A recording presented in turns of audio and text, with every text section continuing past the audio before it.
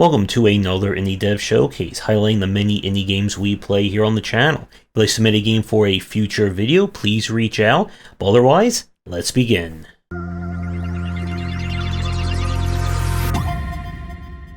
We are starting things off with the game Overrogue. This is a roguelite kind of deck builder style game.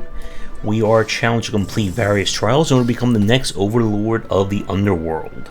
And to do that, we are going to have to explore procedurally generated dungeons, gain power, and lots of cards. The structure of this is that you must complete a series of dungeons, with each one adding more challenges, longer elements, and of course more enemies to fight. As you complete battles, you'll unlock different cards. These cards will be attributed to each one of your party members, and each one will get access to different cards and abilities. What makes the game kind of interesting is that there is a kind of persistent element in the form of unlocking new cards. When you're done, win, or lose with a dungeon, you can use accumulated money in order to roll in the in-game gachapon. There is no pay-to-win element within the game or outside the game, but you'll use the in-game currency to unlock different cards. The cards will come in various rarities, which will affect how easy it is going to be in future battles based on what cards you get access to. From the time we spent with the demo, it feels like a very solid game, although there is some concern about getting so many kind of basic or common cards that you're just not able to do anything else, or it becomes hard to get the cards you want.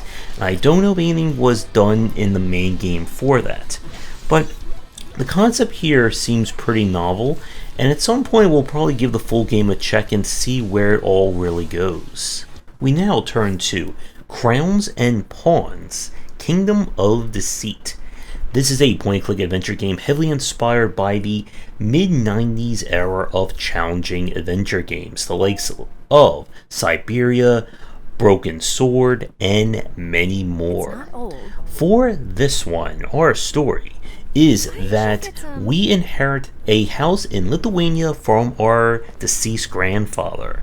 When we end up going there, as per rules of adventure game, we end up in a massive conspiracy to track down mysterious treasure before someone does us in.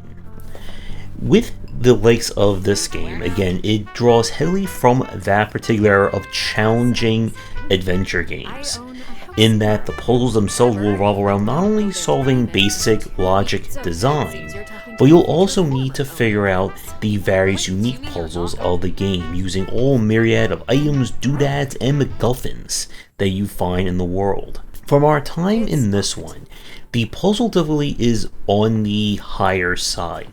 I don't think it quite gets to Broken Sword levels of difficulty, but if you are used again to some of the more modern and slightly more approachable adventure games, this one may be a little bit tricky for you. With that said, if you are someone looking for an adventure game with an interesting story and some very interesting and challenging puzzles to boot, then I would suggest at least giving this one a check. We are going once again even further back with Wizordum. This is a retro-inspired FPS, where instead of using guns, shotguns, and other things, we are back to fantasy era, with maces, magic spells, and wands. It is up to us to try and save the kingdom when it is invaded by evil monsters, and to do that, we are going to have to do some ye olde ripping and tearing.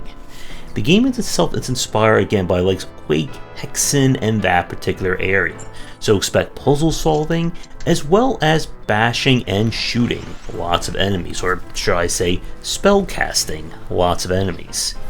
The fantasy theme definitely helps Wizordum stand out.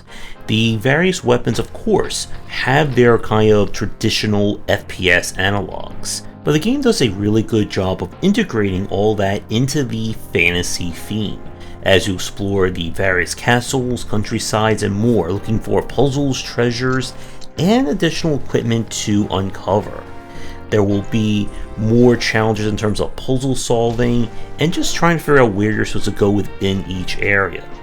And this one is definitely looking like it's going to offer a unique flair to the FPS design. So if you are a fan of boomer shooters and looking for something that is less boom and more, I guess, zap and pow, then you may want to check out Wizordum. We're keeping with the boomer shooters, this time going more somewhat the modern era with only lead can stop them. The game takes place during the Spanish Civil War, where you must brave through waves and waves of enemies, both normal and supernatural, in order to save the day. As you can see, the game has a very striking visual aesthetic to it, although this does lead to, I think, some backgrounds feeling a little bit busy, and also being a little nightmare on buffering when we were playing this one on stream. But the game itself should be very familiar to anyone who has played an FPS in quite a while. You'll explore maps looking for items, weapons, and more, and doing your best shoot them in order to take them out. Now, this game kind of falls back really to kind of early 90s FPS, as you don't necessarily need to aim up or down, and the game will do it all for you. This is one that I like the very wide level design. It can be challenging to play. Enemies have several hit scan style attacks, and they will be coming from all sides to get you. But this one could be something worth checking out for fans looking for an FPS that takes place in a very different period of time, although again, with the supernatural elements, may not be completely historically accurate. And now for something that is definitely not historically accurate, return to Vergeworld. This is the demo for the upcoming Racing Combat Roguelite. So it is a far distant future on Alien World, and we must complete various missions and try and raise ourselves up and maybe save the planet along the way. The game itself is built on you going on procedurally generated races. Collecting resources will allow you then take them back to upgrade your ship, giving you better weapons, better fuel, shielding, all that good stuff. All the while you'll need to barrel roll, dodge roll, and shoot your way through different enemies. Now, one thing that I did find as a bit of a problem is, at least in the demo, the turning and moving was a little bit finicky. As you've seen already, hitting anything is pretty much death. And it felt a little too easy to kind of crash in this game. Because of the kind of graphic style they're aiming for, like the PlayStation 1 era, it can be a little hard sometimes to discern various objects just before you're able to crash into them and cause some damage to your ship.